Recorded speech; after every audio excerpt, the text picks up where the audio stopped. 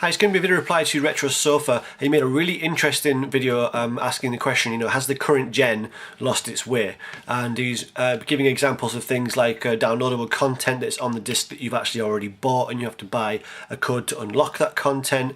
That seems to be a bit of a piss take. And other things like a game that he'd bought recently that's limited to 3 installs. Again, kind of seems like it's taking a piss. You've bought the software, why should it be limited arbitrarily to 3 installs? Especially in a situation where you've got people upgrading their technology all the time. Stuff breaks down, you replace stuff, you might want to need to install it more than 3 times. But so lots of really good stuff in that video, and I'll link it in the lower bar. I'm not going to reiterate what he's been saying there. It's going to add some stuff to it because it's actually quite a nuanced topic.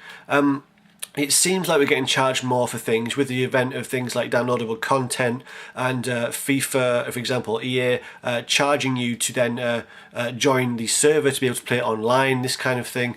But the truth of the matter is that actually video game prices for us have kind of gone down over the years. Obviously, when we were kids, take 1990 as an example. The average cost of a game in 1990 was about £40. It's still around about £40 to £45 now. So with inflation factored into that, of course, we were paying a lot more back then, to the extent that actually, if we were paying equivalent prices, we would be paying £78 for games on average now. If we were paying, 1990 prices, taking inflation into account. So that's a hell of a rise. I mean, that's double the amount of money. Inflation's basically doubled in the last 20 to 25 years easily. So we're paying less for the games. Of course, the storage medium costs a lot less to produce as well. CDs, discs, they cost a lot less to produce than cartridges. So you'd expect to see a reduction in the price of games. But, of course, development costs have soared.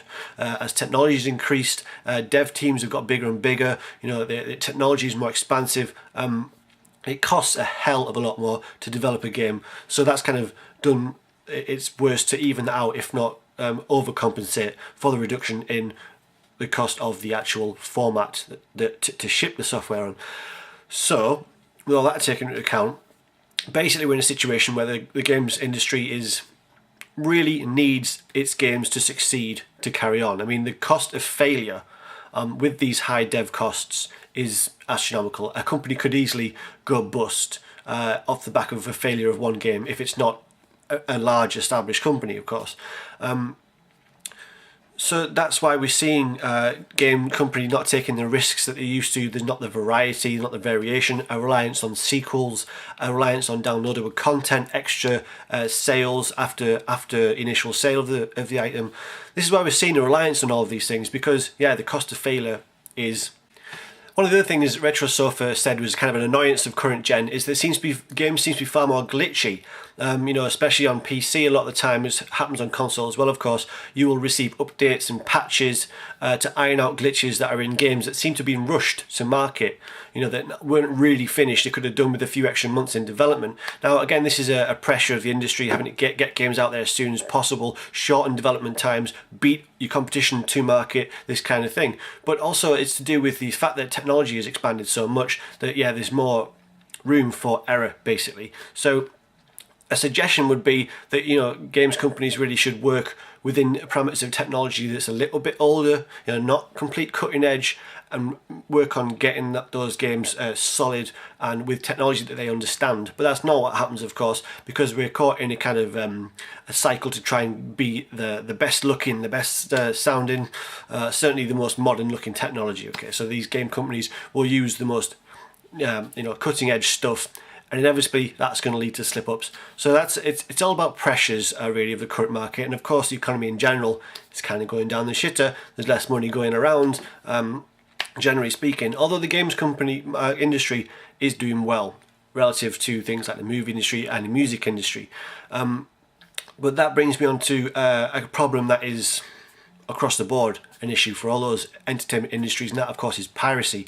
So you would think, with the proliferation of piracy and the big kind of threat that it poses to video games and all entertainment industries, that they would make more of an effort to make sure that people are going to stay away from that. You'd think that, dev teams would want to make sure that you're going to buy the official actual copy of the game rather than just go and download it and copy and burn yourself. So they need to try and be careful that they're not going to go too far into the money grubbing kind of techniques that we've seen, that people are just going to ignore it and, you know, make do with a copied version. Now, you know, us collectors, we prefer obviously the proper items, but the game industry has expanded so much that that's not a priority to a lot of people. A lot of people are quite happy to just have copies and this kind of thing. So they need to be careful how they balance this out. Now, another thing to kind of think about when we're talking about how we get our money's worth and that kind of thing, and why is the industry in the position it's in, is, you know, the length of entertainment that you get from each given game. Now, you could argue quite easily that you get more for your money these days in terms of hours spent on a game, especially with the multiplayers, the things we're talking about, downloadable content, you know, online multiplayers, this kind of thing. I mean, you're certainly playing a game for longer these days. You know, Halo, for example, it might take you 8 to 10 hours to finish the campaign mode on Legendary, and then you got the multiplayer, which potentially hundreds of hours of enjoyment out of that.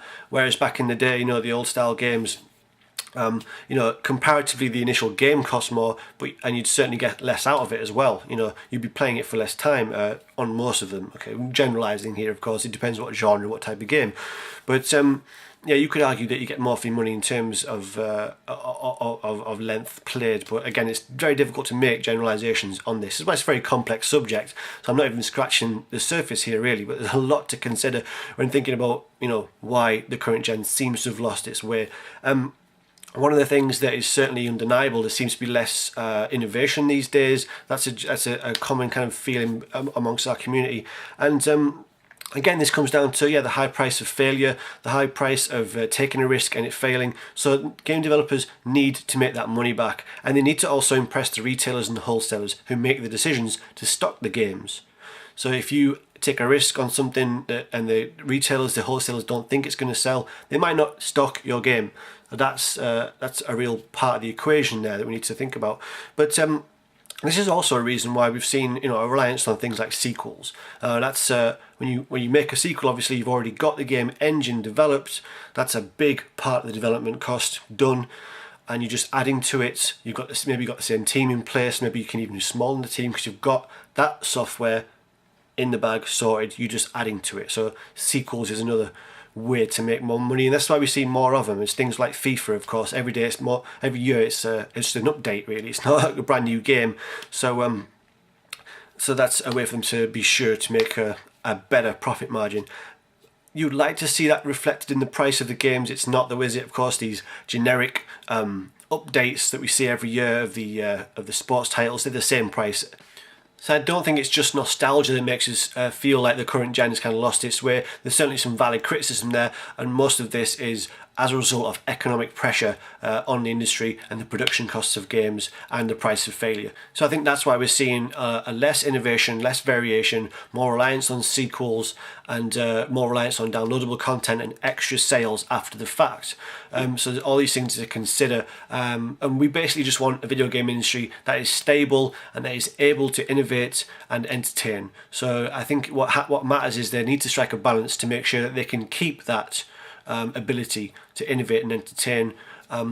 It is in danger on occasion, it feels, of going too far down the line of catering for the safe markets. You know, just it would be terrible if we lived in a world where it's just all sports titles and first-person shooters, and that's kind of what it feels like it's going towards. Sometimes you do an eBay search any day of the week to see what you can get on there for current gen. There's not too much variation in style of gameplay, in my opinion. So that's just a brief overview of some of the points you have to consider when you talk about, you know, why the industry is in the current position it's in and why it feels like it's kind of losing its way. I'll link to an article in the low bar that's really interesting, goes into more detail. Video replies welcome. There's so much to say on this topic. I've already scratched the surface, but yeah, I'd argue that we're kind of getting more for our money these days in terms of raw power, in terms of what's been put into a game, what goes into producing those entertainment products. That doesn't necessarily translate into more enjoyment though. So there's that to consider. But yeah, great video from Retro Sofa. Go and check it out, and I'll speak to you guys later. Bye bye.